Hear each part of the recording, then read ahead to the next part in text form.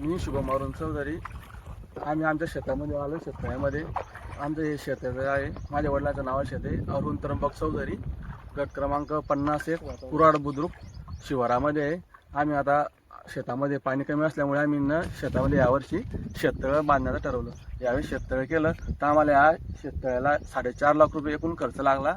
त्यावेळी काय आम्ही आता 4-5 दिवस झाले आम्ही कागद टाकला होता. तर कोणी पाऊस पडण्याच्या अगोदर कागद टाकला होता. तर कोणी अज्ञात व्यक्तीने येऊन या कागदाला 3-4 ठिकाणी चिरा मारून ठेवल्या. एका आम्ही आज बघितलं तर एका बाजूला पाणी तुंबलेलं होतं आणि एका बाजूला पाणी तुंबलेलं नव्हतं. तुम्ही बघू शकता मागच्या बाजूला. त्यामुळे काय आलं, कोणते आम्ही खाली उतरून बघितलं तर ते पूर्ण चिर मारलं होतं. कोणीतरी अज्ञात व्यक्तीने मारलं. नेमकं काय आता ते आम्हाला समजत नाही. एकूण खर्च 4.5 लाख रुपये लागले आम्हाला. आता आम्हाला विचार पाहिजे आता न्याय करा नेमकं काय होईल. तर आणि तुम्हाला कागदाला किती खर्च लागला मग? कागदाला आम्हाला 2 लाख रुपये खर्च लागला. आणि तुम्ही शेतामध्ये आलेच नाही का? शेतामध्ये आम्ही काल सकाळी शेतामध्ये आलो होतो. काल संध्याकाळी आम्ही लावण केली होती. पाऊस पडला, सायंकाळी पाऊस पडला. त्यामुळे मग संध्याकाळी काही आम्ही आलो नाही शेतामध्ये. आज सकाळी आलो.